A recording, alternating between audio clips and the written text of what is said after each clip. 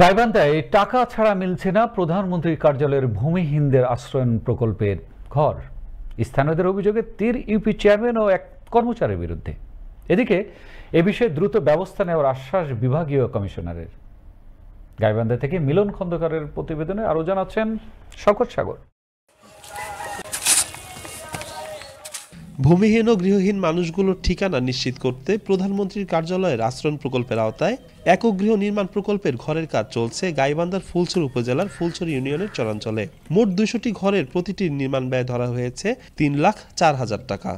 অভিযোগ উঠেছে এই ঘর নিতে চেয়ারম্যানকে ২০,০০০ টাকা করে ঘুষ দিতে হয়েছে ভূমিহীনদের।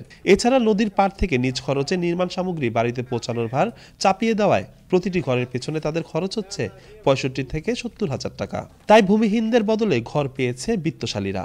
আমার মনে করেন যে বরতখালী থেকে ইট সিমেন্ট আনতে নৌকা ভাড়া গেছে আমার ১০,০০০ টাকা।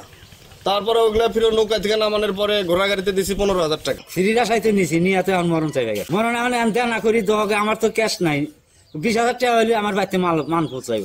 নেওয়ার সময় চেয়ারম্যানকে দেওয়া হচ্ছে ২০,০০০, আর আমরা গরিব মানুষ এখন কি দেওয়া আনি। তারপর হলে মালা আনতে গেলাম ৪০,০০০ টাকা খরচ হয়েছে। এদিকে ঘরের নির্মাণ কাজও ব্যবহার হচ্ছে নিম্নমানের সামগ্রী। এমন অভিযোগ এনে ক্ষোভ প্রকাশ করেন ঘরের মালিকেরা। কাজ তো ভালো হচ্ছে না, দেখতেছেন না। দেখেন এই যে সিমেন্ট দিছে, কোনো লাগছে, কোনোটার সাথে কোনোটা লাগে না। এটা কাজ হয়, এটা কাজ বলে। ২ নম্বর আর ৩ নম্বর ইটটা দিয়ে ঘর করে দিছে। মনে করো ঘর দেওয়া আছে পুরো ২ নম্বর ইট দিয়ে, ১ নম্বর ইট হলে ভালো হতো। অপরদিকে ইউপি চেয়ারম্যান উপজেলা নির্বাহী কর্মকর্তার কার্যালয়ে কর্মরত অফিস সহকারী কাম কম্পিউটার অপারেটর আতিকুর রহমানের মাধ্যমে ঘর বিক্রির অভিযোগ ইউএনওর বিরুদ্ধে। এমন অভিযোগ স্থানীয়দের। আমি জিজ্ঞাসা আতিক ভাই বললাম, ভাই ঘর দেওয়া যাবো? দেওয়া যাবো, টাকা লাগবো। বললাম কত লাগবো? ৩০,০০০ টাকা লাগবে। আতিক ভাই ২০,০০০ টাকা নিচ্ছে আমার ঘর দেওয়ার কথা। ঘর দেয় না। পরে আমি উপজেলা টিউনো স্যারের কাছে গেছিলাম, তাকে বলছিলাম যে আতিক ভাই আমার ২০,০০০ টাকা নিছে ঘর দেওয়ার জন্য। সে বলছে যে এগুলা কারো কাছে করার দরকার নেই, পরের বাজেট আসলে তুমি ঘর পাও। টাকা ২০,০০০ দিলাম লাভের পান নিয়ে, আজ দেয় কাল দেয়, এটা না এই বাজেট না ও বাজেট না, এবার দিতেই আছে।